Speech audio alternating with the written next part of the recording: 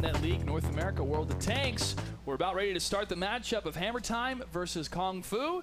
The map is Ents. Let's go ahead and take a look at this map.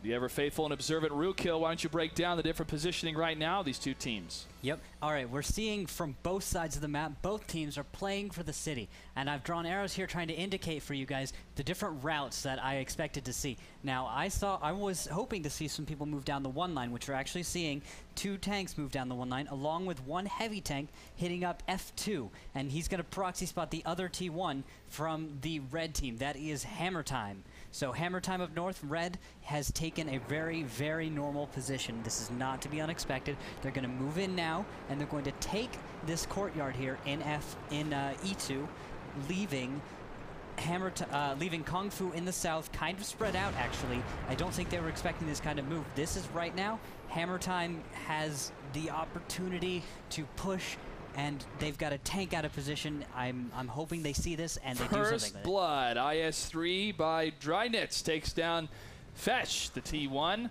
Carbon Ward trying to bait out in the KV-5, pulling him out of that side. He does take a couple hits himself, but the T-69s and T-32 lose all day, taking a shot himself. Shots fired again from lose all day, shot missed. Now it looks like the HP pool when it comes down to both sides is lower significantly already for the blue team. Exactly. Carbon Ward is in a cool position, I think, because the enemy can't really aggress on him, and he has some nice position for proxy spotting. However, Daniel Tang has actually moved up a little bit, I'd say aggressively, in his 5100. If Hammer Time can get right into position at the right time, they might be able to get out there and nuke him, but it looks like they're not going to move around much from what I can see. In the meantime, QWERTY's gotten into a support position for Tang, and we've got a weird spread here from all of Kung Fu. That T1 battle too, Mushi 214 taking down Tinker 9-1. He's going to be low on HP, and the other T1, Libestad, can get some easy shots on him and take him down. However, it is significant because he can lock down some of the scouting regions of the E line down to the south for the blue team. KV-5 and Carbon Ward pushing in a little bit.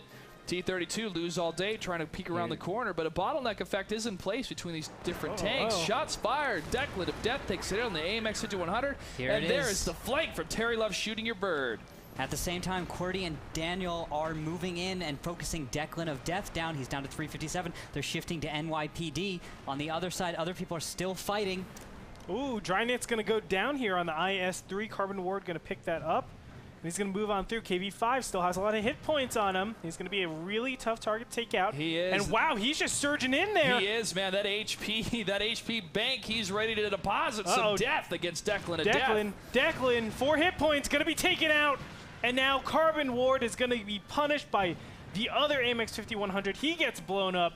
Lose all day is in a flanked position, but Terry loves shooting your bird coming up from behind. This is quite an engagement back and forth. Lose all day in the T-32, locking it down in brawl mode against the IS-3. IS-3 with its low depression.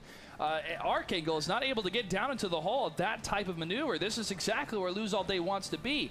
Photo Finish is going to try to aim at any type of weak points in the T-32, but honestly, there's not much if he's putting the hole in the turret straight into the IS-3. However, moving to the side now and to the rear, Lose All Day trying to push in against a T-69 from the rear. Nice shot by QWERTY, 2-2-1. QWERTY really helping out there, but great face hugging by that T-32. It's so difficult to pen that turret, and when you're face hugged that far up, you can't really shoot anything else. But I think him attacking, him throwing out that one shell is really unnecessary. There's no reason to be attacking the turret of a T-32. Just wait until you have a better position and go from there. Yes, it stinks that you trade, but when it comes down to it, you're never going to fight between Zazzy and Terry. They are going to trade down whoever gets the highest rolls. Zazzy, QWERTY, QWERTY, gonna sweep up. QWERTY, but he's able to sweep it down, like you said. Libestad, only one left alive for the red team. Red team, as a reminder, folks, is Hammer Time. So Kung Fu is going to lock this one down. Yes, sir. It's important to note we did have slight variations in the tank choices, and they've made the best of it. I mean, let's be honest. because of that KV5, because of that T32, they're able to get some critical kills on their opponents. Just a little bit squishier for Kung Fu. Yep. Kung Fu did a great job, that being the blue team hammer time here. The red team did they didn't bring as much health, and they definitely got aggressed on, and that was they didn't make the move. Kill. Yeah. Mushi trying to hold it out. That last attack there. Kung Fu takes it. Game number 1.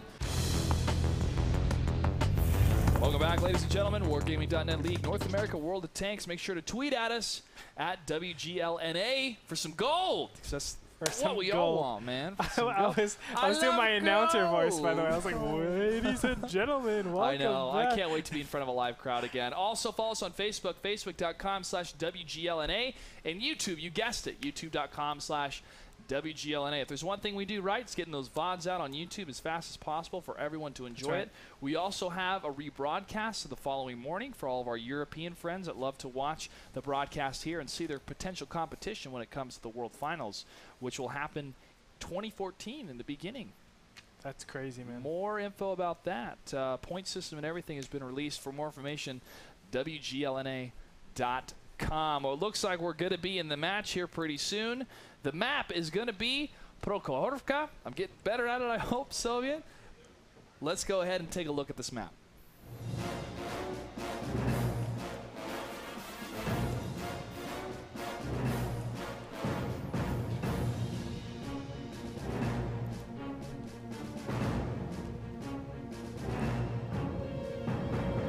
Rookhill, I want to be a good scout on this map. Tell me how. All right, so I will tell you exactly how. Now, you see the 2 ridges I have here on arrows. I love to go up those ridges in my scouts because that is what I consider the most efficient way to get to the mid. And then from there, you can break left or right from the ends of those arrows and just go right on over. You're seeing the scouts actually start to meet here at the middle, spotting each other. And they're making little loops, and that's exactly what they need to be doing because only one side has already. That's a bison, by the way. That was a bison. Team Bison. Exactly, Team Bison. So both scouts have gone up together, spotted, and come back. But we actually see from the north side, Red, who is they are taking control. The fight has already begun. Yes, they are. T69 is pushing out a lot of damage, but wow, gets hit pretty badly there. Minus just about 800 hit points, so he needs to just scoot on back a little bit. WZ-132 also has a good 200 hit points down. So needs to be careful. Obviously doesn't want to get picked off first. Over on the other side, Drynitz has been tickled a little bit, but nothing of substance. He is down to 656 hit points, and we actually see Liebestad, Photo Finish, and Zazie and Drynitz now all holding way back. They are wanting to snipe, but Mushu gets spotted. Mushu in the T1 over there. Shots fired, he goes down. Nice shots for both teams here. Again, staying on the move, so important, going back and forth. Photo Finish, almost living up to his name. I love the different names that these guys are choosing here. Declan of Death gets some hits himself in the WZ-132, moving around in those loops, just like you mentioned, Rookhill. And now Fesh and QWERTY, 2-2-1, going to push in against Declan of Death. Oh, but that was not smart, because QWERTY goes down, exposing his side to a just firing line of 69s. Declan here in his 1390 is getting away as the 2 WZs from Kung Fu are moving in, using the backsides of this hill to protect them. Yeah, the problem is they're not pushing up fast enough right now. They didn't even spot the T69s. They don't know where it came from. That's a big, big problem. All they can see right now is Declan of Death, and that's you can't hit what you can't see. And in World of Tanks, that's very, very apparent here. It's just really unfortunate how we have the red team just struggling so badly over here, not able to really do anything of substance. Yep, the red team is actually a Kung Fu on this. The blue team is hammer time. There's a bit of a switch here in how it was organized in the tank selection screen, but that's okay. We're knowing that the teams and the players right now, and Kung Fu is up 1-0. Back and forth has been the engagement with those light tanks. Now it's going to be a bit of a standstill. Nobody wants to rush into this. Everything is on the line here for the qualifiers. 4 teams will make it through qualifier number 2. The culmination of this will be Saturday night when the final 4 will be established. But we are only in the round of 64. And tonight will determine who advances and who goes home until Season 2. We're seeing Drynets now actually start to move up, start to do some real scouting. We see Carbon Ward is caught out. I'm waiting for shots to come in. There he goes. Shots are going to come in. He's going to go down. That was not smart from Carbon Ward. Way too aggressive. Declan of Death living up to his name, too. Shots fired again against Fesh. One more hit, and Fesh will go down. The WZ-132, he gets just past the top of that ridge. Libestad with another shot in his T-69 was not able to connect. And right now, 2 tanks dead for Kung Fu. All tanks left alive for Hammer Time. The tables have been turned between these 2 teams. Yep, Hammer Time just needs to push in right now. They have all of the advantages, all of the health, reload, and go in. Come on, Hammer Time, go. Go! They want to drop the hammer indeed, but again, could it be a trap? Scouting positions for the 2 different teams here. Crap. They're seeing the medium tank being spotted at the same time. The light tank Drynets moving down that ridge line on the 1 line next to the road. He's going to meet up with Zazzy, the AMX 1390, who, if he does get his shot off that Fesh WZ-132, will be doomed for that WZ. But Daniel W. Tang and Libestad not going to be in engagement themselves. Libestad moving back. Oh, he does get hit. T-69 does take a shot. I believe that was from the Artie. I haven't seen any shots fired from Tang or Fesh at the middle of the map there. Yeah, this is a really strange. This is really strange out of Hammer Time. I don't know why they're not pushing. They have Carbon Ward and Cordy down, so they have all this advantage, and they're actually holding. Well, they could be holding because of the 8-point tier difference. Why though? They don't want to push in. Oh, come on. They have every advantage right now. They could want to guarantee the win and not overextend themselves. Oh, they've got it. Look, they've got Photo Finish and Zazzy at full health to bring it in with Declan and Liebestad. There it is. Now they're moving. There we go. That's what I wanted to see. That's what they needed to do. They're going to find the rest of the tanks, and they'll take him out. There's Fosh, and there he goes. Daniel Tang now all alone, firing line. Firing line indeed. Zazzy moving in, just scouting for the rest of his teammates. Doesn't even have to shoot at all. T-69, 9-inch nails, taking some hits as well. Real big fan of the music, but not a big fan of dying, I'm sure, as he's going to move back even further. 385 hit points left. Flank from the side of the T1's going to be able to spot him as he moves back. Zazzy moving closer in the 1390. Going to simply stop and shoot. Moving a little bit back and forth. Try to get that reverse angle. Bison kills it. Bison takes it down. Lose All Day does get the kill against the T1, but T-69 cleans him up, and that'll be a victory for Hammer Time. Nice work. MC Hammer would be proud. And playing the patient game for a while, Rookkill, I know that you were saying, hey, let's push in. Let's not push in, is what they kept saying. Let's not push in. Yeah, you definitely saw a huge contrast in styles from them and River of Blood. I mean, River of Blood, they just go for it. They realize they have such a gigantic speed advantage on their opponents, and they go for it. But I do have to give it a little bit to the tank selection. We have a tank selection that doesn't really feature them being able to push in as fast, and that's why you saw them halt a little bit. Yep. When you halt, all of a sudden, you're in an exposed area, especially on the top of that ridge line, and when a Bison is able to spot you, you are going to get some pot shots done. On top of that, they had unnecessary damage that was dealt to them in the very beginning, the T-69 being played by, who was it? Come on, Andre, I know this. T-69 being played by, I have no clue. I think it was 9-inch. 9-inch nails or Cordy? Yeah, Cordy, one of them. But one of the T-69s, no, it was Carbon Ward. I was wrong. I was wrong. It was Carbon Ward. Yes. He got a ton of damage dealt on him. 800 hit points. That's just around 3 to 4 shots on him right off in the beginning. Yeah, he went out in the open like that, and you can't do that. Yeah. Yeah, that was something he just did that should not have happened. He was trying to get a shot on the scouts, but it's just way too much. There could be right behind that all of the AMXs just lining up a shot, ready to hit them, anticipating any sort of tanks coming up there. And that's what you have to do. When you're running some sort of Bison or any artillery, you have to just prepare some sort of blitzkrieg, line up your shots, and then if they do take the bait, you just unload. That's how you drop the hammer. Exactly. Hammer Time did very well in the beginning there, finding good positions and firing on the correct tanks. However, they did delay a little bit too long, I'd say, and following up. I really wanted them to follow up.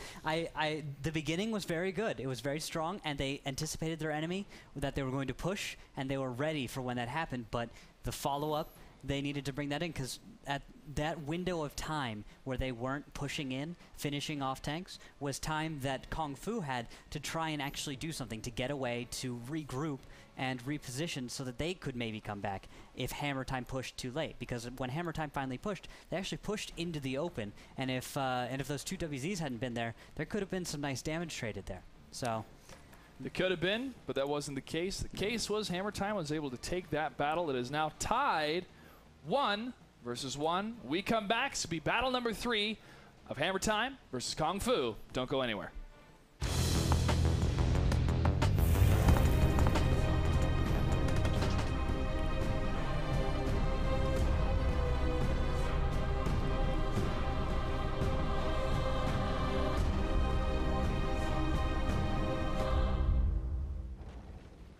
Ruki will go ahead and break us down with Kung Fu on the red and Hammer Time on the blue team, the different positions they could take. Yep, it looks like we're actually going to see tanks moving towards the east and then towards the west, north side here, going out towards the track side. But the east here, we're going to see some nice coverage on Tank Alley, and then we're actually going to see a few tanks try and go up to the hill to destroy what they assume will be a scout up there. But unfortunately, as you can see, it doesn't look like there's going to be a scout up there No. when they get there. If there was a scout, he'd be having a bad time, because that's a number of heavies moving up on that side of the flank. Yep. Although I want to talk about this nice coverage here. There's some really cool coverage from this window out to the east, and then we've got a tank actually in A2. I believe he's going to move up to maybe B2 in a second, but we've got good coverage down every approach, except for there's one approach like that. Moving in. That is the approach that I would take to try and jump on those tanks in C3 if I knew they were there. That is the answer that we have from Hammer Time, if they can do that. That's their answer to this strat. And for Kung Fu, I believe we will see, let's see, I'm not sure what they'll have to do for this. Of course, they could just jump on either group with all of their tanks and they would win. That's all they have to do against this setup from Hammer Time. So it's a weird strat from Hammer Time. They're expecting something to be on the hill, but all they're going to see now is a T1, which is lit. Both T1s on the hill are lit, so that's the only fight we're going to be looking at right now between the two of them. Possibly some heavies moving up to assist, but that's all we're going to see right now because both teams are on opposite sides of the map. Quick breakdown of who's on what and what tank they have. Hammer Time has 3 AMX 5100s, 2 IS3s, and 2 T1 Cunninghams. 2 T1 Cunninghams on the side of Kung Fu, 2 IS3s, 2 AMX 5100s, and Greetor, what's that last tank they have? KV5. It's a KV5, man. Yeah. The hit point bank. That's the Zangief of World of Tanks, guys. If you Exactly, for you Street Fighter fans out there.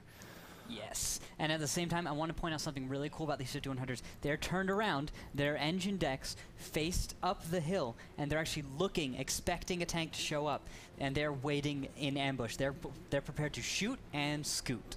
Shoot and scoot, Shoot man. and scoot. Shake But- and bake. Yep, but Photo Finish here is actually turning around now because I think they're getting impatient. They want something to happen, but nothing's happening. So they're getting impatient, and I think they're going to see... there we go. There's the move. But Moving up that banana NYPD still side. ready to shoot and scoot. Photo Finish not quite in that position. And then Death by Gold Round is moving up. All right, he's going to clear the way, give a little bit more space for all of those other tanks to just swim around. I really like the thought process coming in here by Death by Gold Round. Yeah, very good, very proper move here. The other T1, Mushu, has to give ground or engage, and he's not in a position right now to engage. Not uphill, not like that. So what will happen is Mushu and Death by Gold Round are going to sit here and proxy light each other for, well, the next however long it takes for someone to get into position. So 5100s, it's their job right now to decide if they need to get into position, kill Mushu, back off, or just waste time waiting around for something to happen. Here they go. I think they're moving now. And also popping around that corner to see if any other tanks are going to be backing on Mushu. Again, knowing the take placement on the map and seeing, hey, if there's any mediums or heavies on this side, it means they are not on the other side, guys, and you can push in if you so desire, or at least be cautious if I don't see anything when poking out. Mushu's going to back up down as fast as he can at the T1 Cunningham. It's got to be a crazy feeling if you're inside one of those small tanks going backwards like that.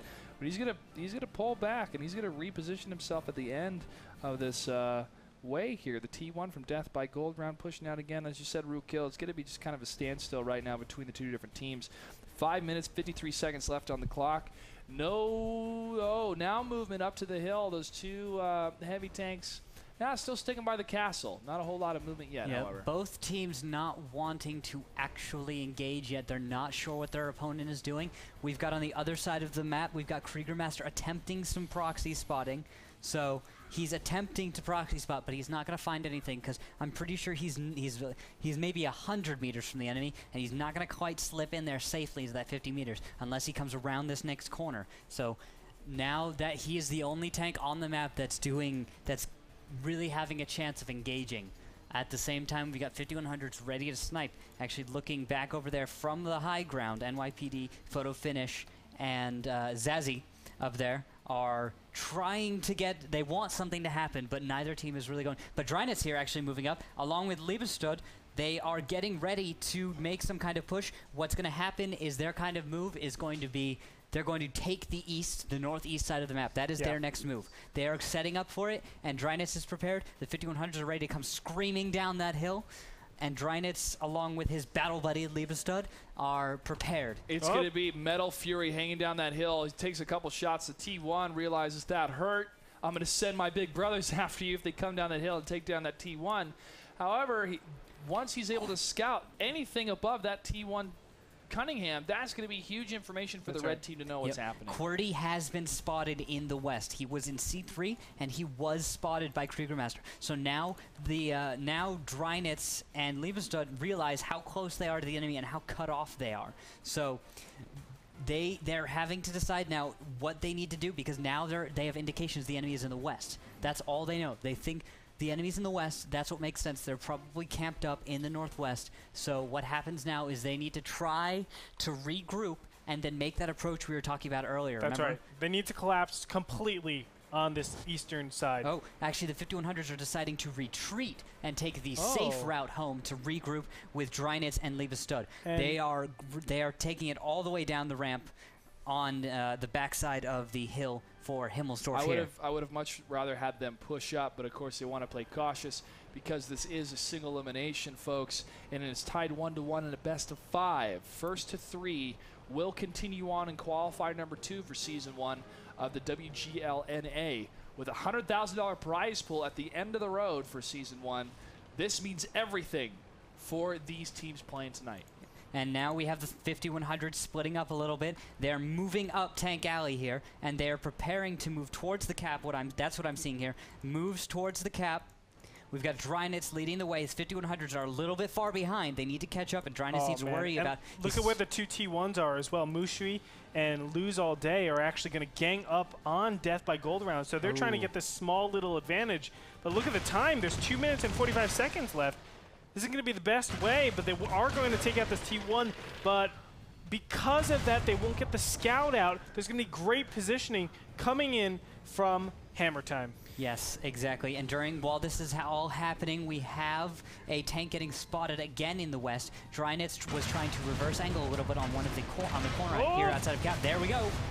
Death by Gold Round is able to take down one. Mushi able to get the revenge kill against him, but now they are down a scout on both sides. Mushi at less than 50% health. Not a whole lot of HP for the T1. We're going to see a cap fast here from our blue team. That is Hammer Time.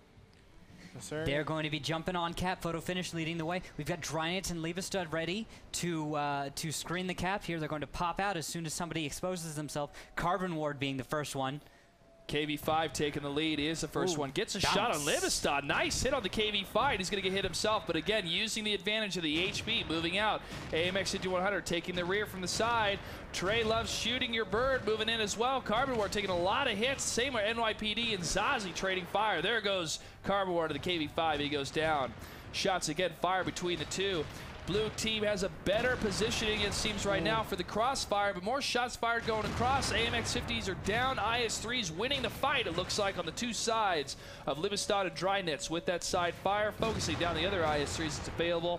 Trey loves shooting your bird again behind some good cover, but not able to get the angles that he needs from the shots. Daniel W. Tang focused down by Drynet's and Liebestad. They will push in. They do have enough HP to take down both of these tanks, and it looks like the blue team, which is Hammer Time, will take battle number 3. That's right. Everything's just going to get cleaned up here. The cap is still going off. Really unfortunate. Terry Love shooting your bird is just going to back up here. Probably go to a corner and just die. Yeah, he doesn't really have a chance now. That was really good cap fast and screen by Hammer Time here. It was really well done. I'm impressed. Their spread was great. Where they positioned their tanks was great. You didn't want to all be there at the same time. But to be able to have that side flank and side hits. Oh, Livestad gets the last kill there before the capture actually happens at 100%. And Hammer Time does take it. Battle number 3, they are currently 2-1 against Kung Fu. Welcome back, ladies and gentlemen, to Wargaming.net League North America World of Tanks. The last match, we were so excited, we thought Hammer Time took it at the very last second in the clinch. But because of the Tier 8 rule set, they were not the victors. It is technically a draw. Clutch, that's my bad. It's okay. I was calling it. We're a team, man. We're a team. It's all right. I failed. But it just goes to show you so much action happens right at the end right there that we had to make sure and check with the admins, check with everyone, do the tallying ourselves to see if they were the clear victor. We got really excited. We thought they were. We had to go back and check. Rookkill was here. We were here. The admins were here. So, again, we apologize for anybody that was maybe a little bit too excited and has already called their parents and told them that they won. It is still 2-1 right now in favor of Hammer Time. And I look forward to see what's going to happen because Kung Fu is not done. They're not finished yet. That's right. Meanwhile, there is an update with the other team that was playing tonight. We had a third match scheduled for 8 o'clock. Of course, it's 8:47 PST currently, or actually, it's not 8:47. That's the last time I checked. But anyway, High Voltage against Cool KV Crew. High Voltage is up 2-0 over them, so we'll definitely check back with them and see how they're doing. But of course, match point going over to High Voltage. For now, we're going into, again, battle number 4, Take 2. Take 2, that's right. In the draw system, we get to replay this map. I believe the rule set is, though, they still get to change up the tanks. Yes. They still have an option to change the different tanks here. They can't change the map or the positions, though. Okay, cannot change map or positions. All right. It looks like the final tanks have been picked here. Team 1 again, which is a side of Kung Fu, as we go ahead and take a look at the tank selection screen. T69, 2 AMX 5100s, 2 Tier 1 Cunninghams, a T32, there's a change up, and an IS-3. On the side of Team 2, the ones that are in the lead, Hammer Time, 3 AMX 5100s, a T69, a T1, an IS-3, and a T1. More of the autoloader AMX 5100s compared to the hold down strength of the T32. Again, looking forward to see what kind of play style we're going to see and if they're going to try to take that position at the south of the TIE Fighter like last time, like Simplistic did. I'd expect with lineups like this, we might be seeing some city game, west side. So they might be switching it up, thinking that they can do better than the other team can in the west. Now, with both of these setups, going to the east is completely viable. We saw it earlier today. Setups like this going to the east, but at the same time, you can still get away with either side of the map with this kind of lineup. T32 will do great in that open field in the middle road, which has a nice hill that a T32 can get hull down on. The IS-3 won't be able to have a great hull down, but he will still have decent shots into various parts of the field and the city. But you can't really take away his city presence, too. Yes, he's not the best city player, but there are obstructions, little sand patches, cubbies that he can go into. He can hold down to an extent. Keyhole positions, too. And what's so powerful is he does have presence on those long straightaways. That's something that other tanks don't have because they don't have the good hold down, the good depression. There's a lot of different things that go into that factor. But it's not. I'm not saying he's the absolute best tank for the city fights, but you can't take away his presence. Well, let's go ahead and take a look at the beautiful map that is Ruinberg.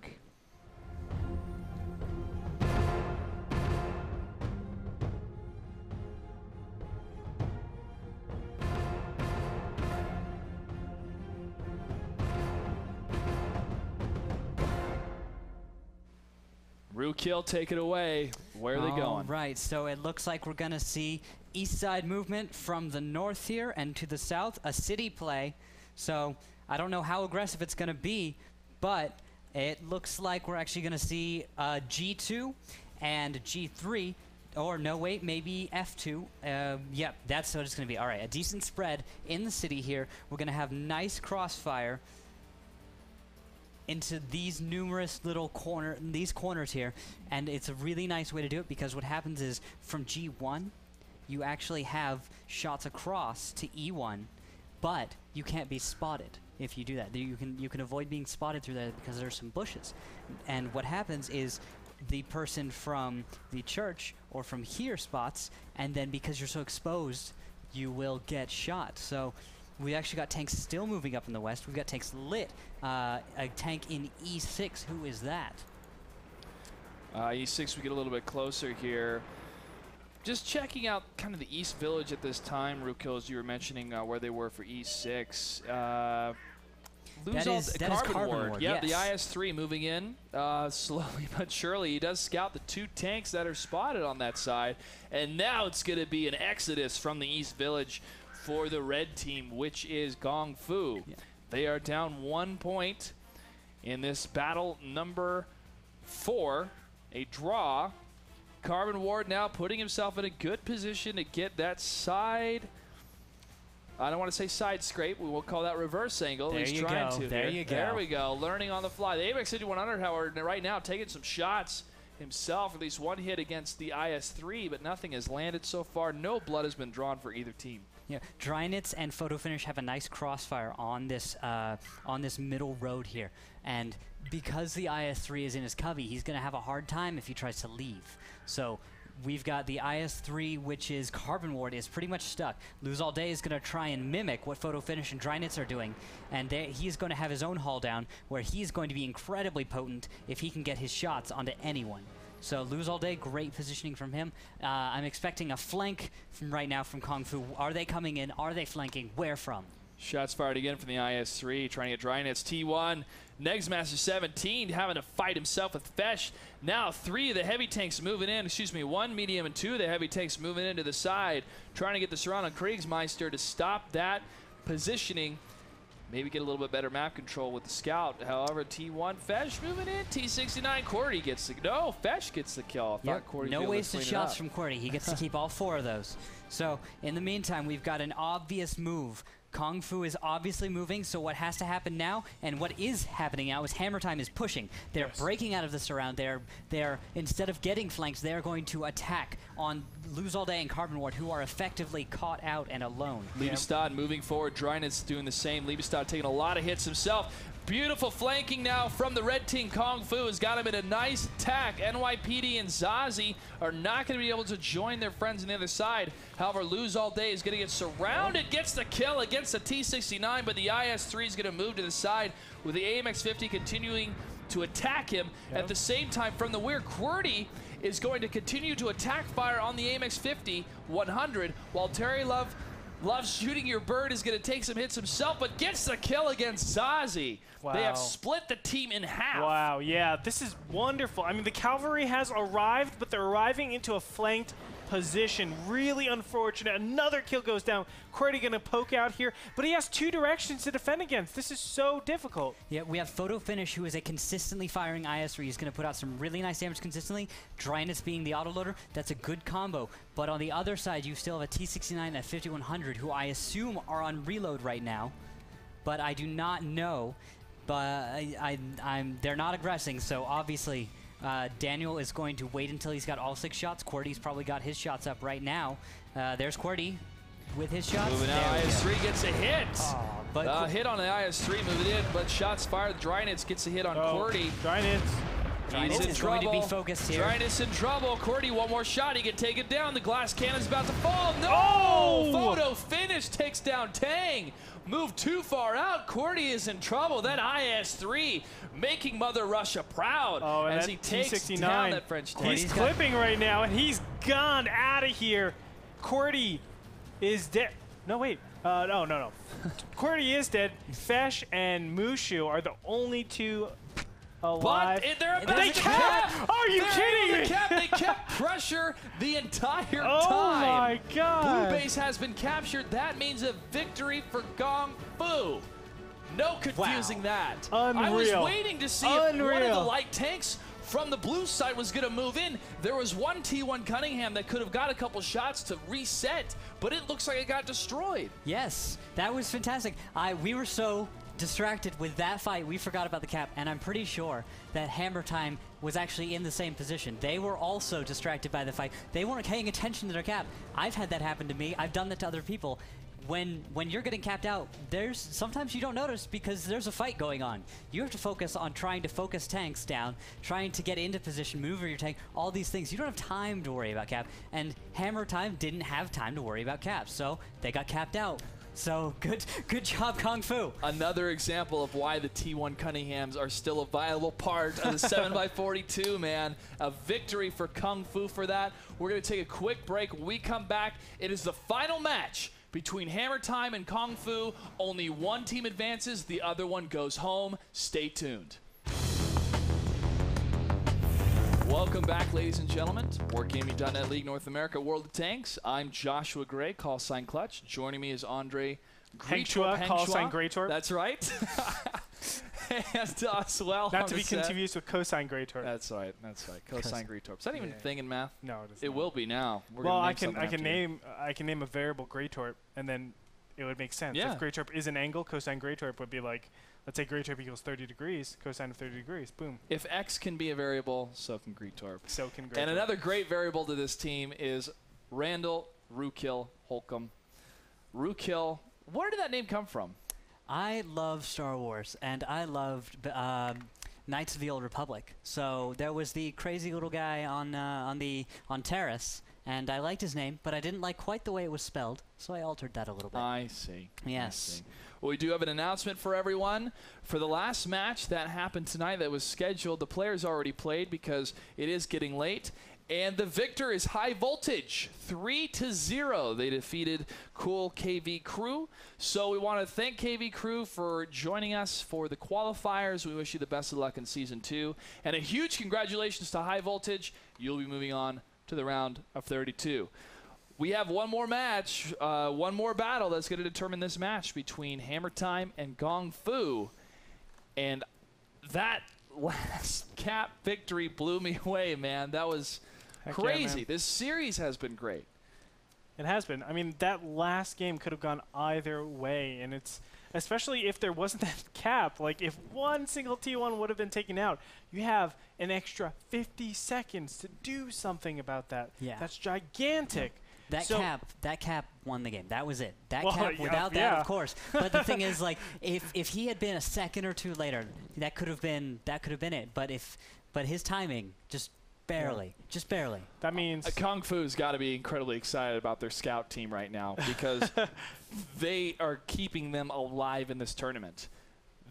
Those couple seconds could be the biggest difference in their lives with the $100,000 prize pool for league play. heck yeah. Definitely. Absolutely. I mean, think like if you qualify for league play, your whole team dynamic is going to change. They're going to be gearing up for this single goal, and if they get to the finals, if they get that first place, that is a huge chunk of change that you can say, hey, I think this is going to work out. All right? I think so too. This isn't bad. And this, another thing too of the developer being so involved, Wargaming being so involved in this is so great because meeting the different people that were involved with the North American team, their office outside of San Francisco, how excited they are about esports, talking with Caleb Fox, the head of esports over at Wargaming, and to make sure that this is worth the effort for all the players is huge in my opinion. And to see all these teams start signing up for the qualifiers and being involved in all of the different qualifiers that we're going to have, that we have had in Season 1, and I'm sure we're going to have it in Season 2. It's exciting, man. It really is exciting. And it's, again, building these storylines is huge. When you see that level of commitment, it's a component of building a great esports brand, but it's definitely a necessary component. And we've seen some other organizations that don't have this level of commitment, and they'll stagnate themselves and they'll flounder a little bit. But Wargaming has done it right. It's not only retaining a lot of people that are watching this wonderful game, but also retaining the jobs and the security of the professional and scene. the players, and the professional not just the professional players, but also the people that play the game. That's and how interested they get in playing it. And if you guys are interested in playing World of Tanks, simply go to worldoftanks.com or wargaming.net for more information about other games such as World of Warplanes or World of Warships. Plus, you can follow us on Twitter at WGLNA or on Facebook, facebook.com/WGLNA, or on YouTube to watch the VODs, the different videos, and also really cool segments. That is youtube.com/WGLNA. And if you want to win some gold, send us comments, questions, pictures. What's your favorite tank moments, some of your best performances you've had in the pub games, maybe a couple skirmishes that you played with friends. Send us. We want to show the world how much fun North Americans have playing World of Tanks and how much fun you guys have watching the broadcast. We are waiting for the last match to get underway. The map is going to be steps. They're going through some of the preliminary just communication going back and forth between the two different teams. And, you know, I got to say as well, having a T-34 tank in my tech tree is great. T-34. Because it may not be the greatest tank that you can play, but the credits it gains is so good. I like the T-34. You wanted me to get the IS-6, I think, though. I was a fan of that. Well, I've got to say, the T-34 used to be a Tier 9 tank. If you guys don't already know, and if people who are watching don't already know, it was a Tier 9 tank. And at the time, it performed very differently from the way it does now. So the Tier 9 T-34 was this amazing tank. It had great hull-down capabilities, and it performed so magically. It actually had some of the best DPM in the game. And you could actually bring it to Clan Wars. But then the devs decided, you know what, we're going to come out with the M103 and the T110. And after they did that, they decided, you know what, we'll keep the T-34 because it's such a cool tank, and we'll move it and make it a premium tank. So everyone who had a T-34 got this free premium tank. And I had the T-34, but I didn't have the T-30. I was working my way up to that tank at the time. So I got this really cool free, formerly Tier 9, now Tier 8 premium, which hits incredibly hard. It hits so hard, and it's got great gun depression, and the turret's, it's decently hard. It's American, you know. Well, Steel. I just hear the T-32, and then you just add 2. It has to be better. Well, the thing is, it's slower than the T-32. It's not as accurate as a T-32. And it has a bigger profile, so it's easier to hit compared to a T-32. Jeez, that's a big profile. I mean, still, it does more damage, but it's with my crew at 100%, and also with, do I have vents? No, I don't have vents. I have the tank gun rammer and the other one to decrease the V-stab? I have vertical stabilizer as well. And a gun lane drive. Yes, thank you. Yes. I don't have vents. That's a good setup for the T-34. Yeah, it is because the reload takes a while and the aiming time takes forever. So the T-32... Minus 10%, minus... Yeah. When I go to the T-32, it's like, this is nice. It's refreshing. The T-34 I use, well, it is a fun tank, but also because it's a premium tank, so it gets better credits. It's very. I say it's very similar to the IS-3 in the way I usually play it. A little bit less face hugging, a little bit more hill games, a little bit more hull down positions. But the T-34 is a cool tank. It doesn't get used in tournaments much because, as most premium tanks are, they have some kind of weakness or they fill a niche that's so hard to really utilize and be flexible with. Well, one of the tanks that we've been seeing a lot, not just recently, but in a lot of different leagues that have cropped up in World of Tanks, you know, South Korea being one of them, is the T-71. And we actually have a video we're going to play for you guys all about what is the T-71. Let's go ahead and check it out.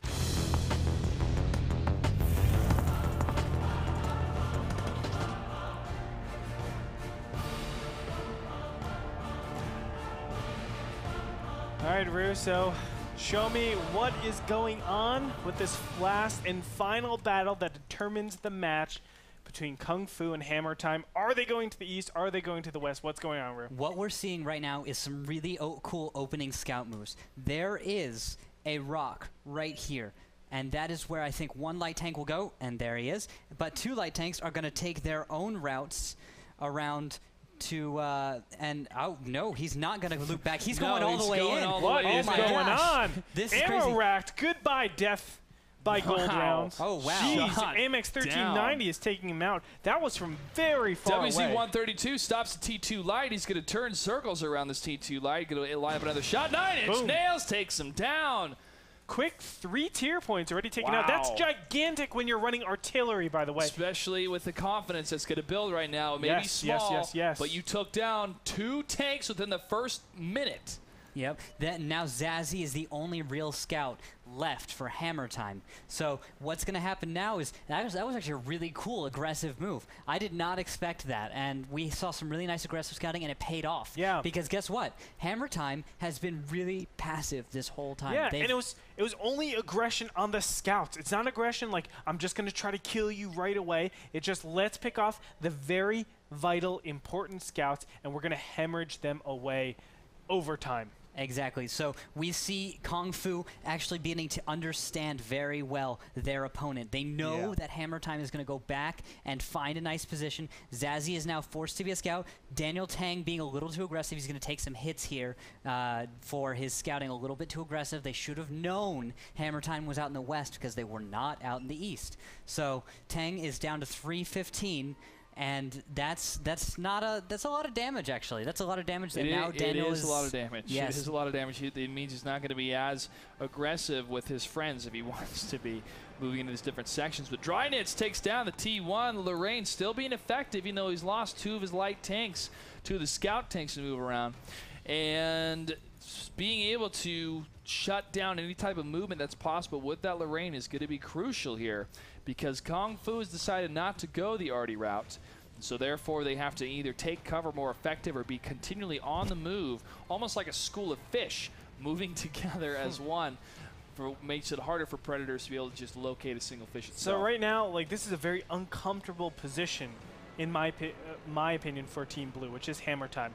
They're kind of forced all the way west, but they're not in a position where they can really defend their cap too easily. Is that going to be the clear option for Kung Fu? Well, we see actually Zazzy is moving up north. He's in E2 now, and so he is trying to figure out if he can move up. He's going bush to bush. He's seeing if he can passive find someone else active scouting as he's moving around trying to find another person. Zazzy is waiting, trying to see if that happens. He knows no one's here. He's going to move on, possibly back to his own base. Drynitz already is shifting further north and west. He's in H1 now, so he is getting ready for something else to happen.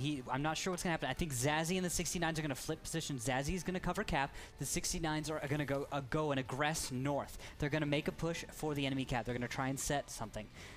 This is pretty much what I'm seeing to be the style of hammer time. They set up in an opening position, usually pretty safe and defensive, and then they have some kind of second move, something they go to afterwards. Zazzy is forced to be the scout right now. I'm not sure if he's comfortable as a scout. But we actually have lights up north. WZ 9-inch nails taking some hits. This is some weird scouting out of Kung Fu. I wouldn't say it's the most effective, because it seems aimless to me. That's what I'd say it is. Right now, a lot of the scouting of the WZs, they're just running around waiting for something to happen. Exactly. They're waiting for their opponents to make a mistake, but they're actually incurring a little bit of losses as they move around the map. They're wasting a lot of health, and they're not scouting properly. They're taking jumps in their scouting that I would not have. Instead of running their ridge first, seeing if anybody would be there, and then trying to run slightly more aggressive routes, they just ran a straight-up aggressive route. QWERTY and Lose All Day, however, going to get the approach on Zazzy. Zazzy gets a hit on QWERTY, however, he's going to take some shots in the rear at the same time. Lose All Day moving in the T69. WZ 132 from Daniel moving around, moving back and forth. Zazzy might be able to get away. No, but Lose All Day shuts him Daniel is down to 100 health even, as Liebestad is actually able to get some nice shots. But on the other side of that, 9-inch nails and Terry, well, there goes 9-inch nails, but now there's Terry all alone. And looking at the point difference spread here, it's 17 versus quick math, 8, 9, 10, 11 tier points. That's not an 8-point difference at this time. However, Photo Finish is down a little bit on HP. If QWERTY and Lose All Day could move in around the side of that little mountaintop hill area, they could get a good approach if Daniel W. Ting leads them on in the WZ-132. However, Daniel is so hurt at this time that would not be the wisest approach. Yeah, they do know QWERTY is behind the rock as Liebestad is now approaching. If he keeps going on and ignores QWERTY, he'll take hits, but it looks like he's going to try and just go 1v1 well, he has to. against They're QWERTY. screening the cap right now. This is really, really well done. as you can see, all the way back. 50% is there goes Brody Libestad actually Lee able Stop to gets win. that kill. However, Lose All Day is going to clean this up, though. 87 Ooh, he hit misses? points left. Whoa, not good. Not good. Misses again. Libestad, however, but gets still, shut down. that's 3 out of 4 rounds that is. he's had to waste. It's really unfortunate, so he won't be able to go back there. He's forced off of cap, and now they're just going to skirmish in the middle of the map. Photo Finish is taking some hits by Terry, and now Lose All Day is out in the open. Photo Finish able to get some zero some shots, but he misses the first one on Lose. There's the second one. But it looks like the blue team only needs that one more kill or just to hold on, because they do have the 8-point difference. Hammer Time could be able to close it out. Close out the final match of the night, the final match for them in the round of 64 for the qualifiers. They could move on. Kung Fu only has one left alive. Lose All Day, the T69. Autoloader, he's been able to perform very well. However, it could be the end here of the run of Kung Fu until Season 2. Everything is on the line right now for Lose All Day. Yeah, Drynitz is actually moving in his RD piece. Really aggressive here. Let's see if he can actually make the hit. This is Hammer Time being a little bit aggressive, just like we need them to be. Get that little kill. All you have to do is kill Lose All Day. He can't kill you all. You have 400, 500, and 700 health, so just moving on in. Lose All Day notices Drynitz. Drynitz in the rain, 155, misses the first shot from Lose All Day, tries to line up again, gets the hit. Drynitz. One more hit, he gets it. Lose All Day still left alive, however, getting surrounded by Tanker 91, 95%. But he's clipping, and he's gone. Man. Tanker 91 gonna get the closing blow, pushing them ahead. Hammer Time is gonna take it 3-2. Congratulations to them for moving on past the round of 64 into the round of 32. Man, was that close, down to the wire. Incredible series for these two teams. Rooting for both of them right at this point. You know, it's tough to say goodbye to Kung Fu because we saw them come back. We saw some great play by them, and I actually don't think this is the last we're going to hear from Kung Fu. I'm so impressed by their play style and their determination. This is just the beginning of World of Tanks Esports, but I think for them as well. Definitely. And, you know, slight little alterations would have put them farther ahead in that game, or would have helped them win that game. Rookil mentioned it perfectly. Aimlessly scouting around, of course, not having a clear plan on what they're doing. Those hit points, think if you push that all to the end, they're definitely in a place where they have the advantage. If that T69, let's say, had, I know it's not the T69 that took the shots, it's the WZs, but still, if they had that extra hit points, maybe he could have taken on that 2v1. It would have been a little bit better, but unfortunately, he's not able to keep up. Rue, your thoughts? Yeah, those WZs, they had the chance to do something with that match, but unfortunately, they, due to reckless scouting and not actually really planning out your routes and the way they were moving, they were out in the open and there were enemies waiting for them. So we had 2 WZs take hits where they did not need to take hits for Kung Fu, and Hammer Time making some very good shots, making Kung Fu pay for their mistakes. So that was exactly where that match shifted, and that's what ended up deciding it all. A lot of deciding factors happened tonight, but more deciding factors will happen tomorrow as these teams will move on into the round of 32, as we'll showcase more of the best matches. And this is just the qualifiers. The league play hasn't even begun yet. That's in July. If we're this excited now, imagine how crazy these games are going to be when we have Turtle Police versus Fulcrum, when we have Cazadores versus Simp. This is exciting stuff. So make sure to tune in tomorrow night, 6 o'clock Pacific Standard Time, Pacific Daylight Time, I think that's what we're in, at this channel, twitch.tv/WGLNA. Make sure to follow us on Twitter at WGLNA, Facebook WGLNA, and YouTube WGLNA. Huge congratulations to Simplistic, Hammer Time, and High Voltage as they will continue. For Rookil, Greetorp, and myself, thanks so much for watching. Good night and good game.